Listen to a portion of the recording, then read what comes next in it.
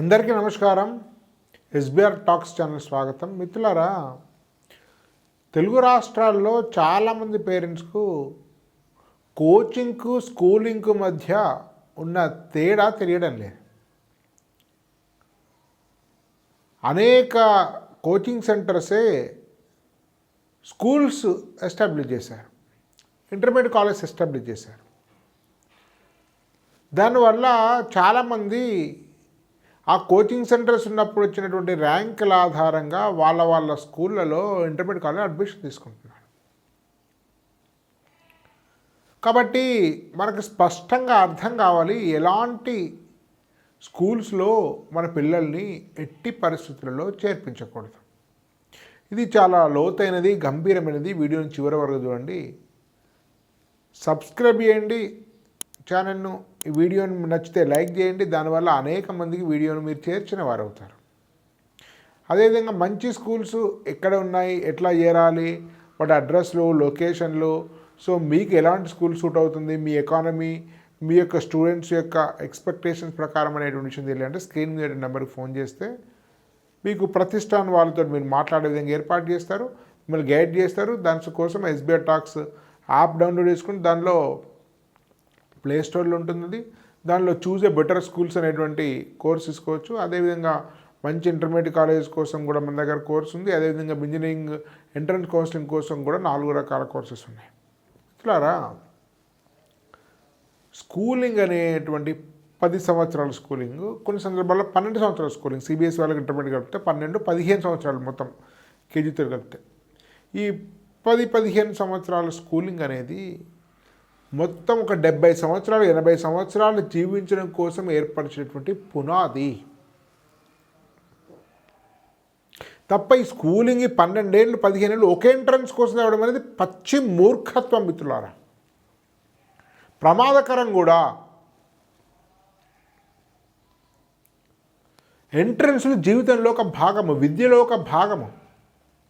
మన పిల్లలు దేనిలో సెటిల్ అవుతుందో ఎవరికి తెలియదు, ఏ ఉద్యోగాలు చేస్తారో కూడా తెలియదు. చిన్నప్పుడే వీడు పలానా ఉద్యోగం పెడతారని మనం నిర్ధారించడం అనేది మూర్ఖత్వమైన విషయం. ఏ ఆప్టిట్యూడ్ టెస్టులు, ఏ సైకాలజికల్ టెస్టులు కూడా మీ పిల్లల యొక్క కెరీర్ను నిర్ధారించలేవు. కొంతమేర తల్లిదండ్రులు వాళ్ళ పిల్లలను నిశ్చితంగా పరిశీలించడం ద్వారా లేదా ఉపాధ్యాయుల యొక్క అబ్జర్వేషన్ ద్వారానే కొంతవరకు అంచనా రావచ్చు. 10th క్లాస్ వరకు ఒక లక్ష్యం ఒక తీరు ఉంటుంది, ఇంటర్మీడియట్ ఒక తీరు అవుతుంది, ఇంజనీరింగ్ ఒక తీరు మారుతుంది, తర్వాత మరొకటి మారుతుంది, తర్వాత మరొకటి మారుతుంది. మన పిల్లలు ఇది అవుతారు, ఈ ఎంట్రన్స్ కోసమే మనం ఉంటున్నాం అనేటువంటి ఆలోచించడం అనేది చాలా తెలివి తక్కువ పని. కానీ ఎంట్రన్స్లో జీవితాలు ముఖ్యమైనవి కాబట్టి ఎంట్రన్స్లను కూడా అడ్రస్ చేసేటువంటి స్కూల్స్ మనకు అవసరము. ఆ ఎంట్రన్స్కి కూడా కావాల్సినటువంటి ఒక బేసిక్ ఫౌండేషన్ ఇచ్చేటువంటి వ్యవస్థ కూడా మధ్యతరగతి ప్రజలకు అవసరం ప్రధానంగా. కానీ ఆ ఎంట్రన్స్ చుట్టూ మాత్రమే కరికులం ఉండడం అనేది మంచిది కాదు. స్కూల్ అనేది ఫిజికల్ డైమెన్షన్, మంచి శరీరం ఇవ్వాలి, ఆరోగ్యానికి సంబంధించినటువంటి ప్రాక్టీస్ కావాలి, ఆరోగ్యానికి సంబంధించిన అవగాహనగా ఇవ్వాలి, మంచి భోజనము, మంచి ప్రవర్తన, fitness, sports, learning by doing, practice, laboratories, cognitive level improvement, మానసిక సామర్థ్యం ఇంప్రూవ్ అవ్వడం, ఇంటెలిజెన్స్ను విస్తృతపరచుకోవడం, ఎక్స్పాండ్ చేసుకోవడం, ఎమోషనల్ బ్యాలెన్స్ ఉండడము, స్పిరిచువల్ లెర్నింగ్ ఉండడము, బియాండ్ ద బాడీ మైండ్ ఆలోచించే విధంగా చూడడము, మన సంస్కృతి పట్ల, దేశం పట్ల గౌరవం ఉంచడము, సమాజంలో ఒక పౌరునిగా, సిటిజన్గా బాధ్యతాయుతంగా చేసేటువంటి విషయాలు, పేరెంట్స్ తోటి కుటుంబంతో ఎట్లా మసులుకోవాలి, పరిసరాలు ఎట్లా పరిశుభ్రంగా ఉంచుకోవాలి, ఎన్విరాన్మెంట్లా కాపాడుకోవాలి, ఒక బీదవాళ్ళ పట్ల ఒక ఎంపతి ఏ విధంగా ఉండాలి, సేవ యొక్క పరమార్థం ఎట్లా తెలియాలి, ఇవి కలిపితే స్కూల్ మిత్రులు. ఇవన్నీ ఒక స్కూల్లో ఆ 100% ఉండకపోవచ్చు, వీటిలో కొంత భాగమని ఉండవచ్చు. కానీ ఎక్కడో ఆ 8 ఎంట్రన్స్ 6వ తరగతి అని చెప్పి అవంతా ఇప్పుడు చెప్పుకుంటూ ఆ ఎంట్రన్స్ మీద ఫోకస్ చేస్తూ మిగతా వాటిని నెగ్లెక్ట్ చేస్తూ లైఫ్ స్కిల్స్ లేకుండా, అదేవిధంగా ఎలాంటి సంస్కృతి పట్ల గౌరవం లేకుండా, ప్రవర్తన లేకుండా, స్టూడెంట్ టీచర్ మధ్య ఎటువంటి ఎమోషనల్ కాంటాక్ట్ లేకుండా, ఎలాంటి ఫిట్నెస్ లేకుండా పొద్దున్న 7 నుంచి సాయంత్రం చేయడం అనేది అది నేరము నేరము నేరము. జీవితం మొత్తం ఒక ఎంట్రన్స్ కోసం బతుకుతున్నామా మనం? ఆ ఎంట్రన్స్ మార్కులతో మన పని అయిపోయినట్టేనా? 8వ తరగతిలో 9వ తరగతిలో జేఈ మెయిన్స్ నీటిలో వారం తక్కువ మార్కులు వస్తే వాడు పనికిరాని వాడు నిర్ధారణ చేస్తున్నారు, వాళ్ళు బ్యాచ్ మార్చేస్తున్నారా, వాళ్ళు బ్రాంచ్ మార్చేస్తున్నారా? ఈ స్టూడెంట్ ఎలాంటి సైకలాజికల్ ఎఫెక్ట్ పడుతుంది? వీడు ఐఐటి అని, వీడు మెయిన్స్ అని, వీడు ఎంసెట్ అని, వీడు పనికివాడని, వీడు సివిల్స్ అని ఇట్లా డిసైడ్ చేస్తాం చిన్నప్పుడు.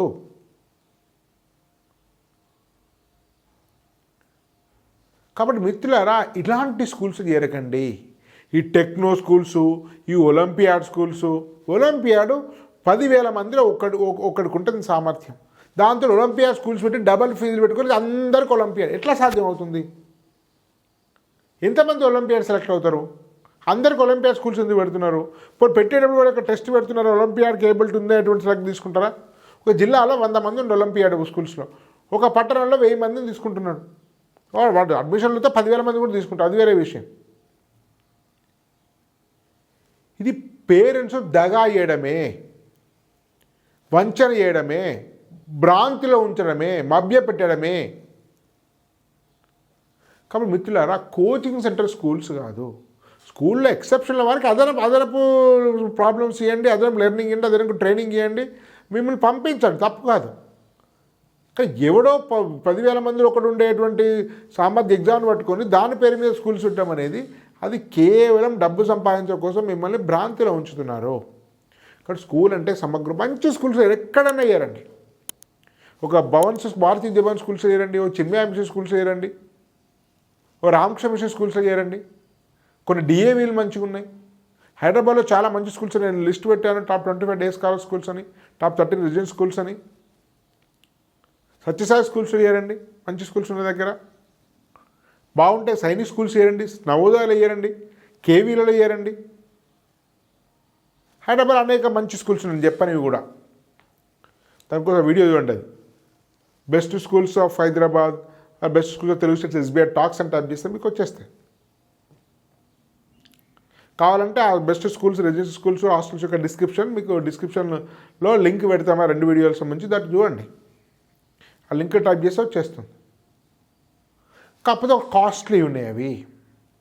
కానీ అలాంటి మంచి నేను చెప్పినటువంటి 4 సామర్థ్యాల్లో PQ physical quotient, IQ intelligence quotient, EQ emotional quotient, SQ spiritual quotient, ఈ 4 కోషెంట్స్ ఉండేటువంటి ఇంటిగ్రేటివ్ ఉండేటువంటి స్కూల్స్ కూడా అనేకం ఉన్నాయి. అలాంటి స్కూల్ సిద్దిపేటలో కూడా స్టార్ట్ అవుతుంది, మాడ్యులస్ ఇంటిగ్రల్ స్కూల్ అని.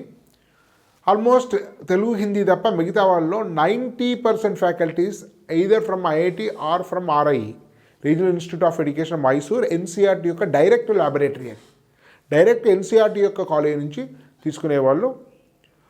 చాలా చాలా మంచి ఫ్యాకల్టీస్.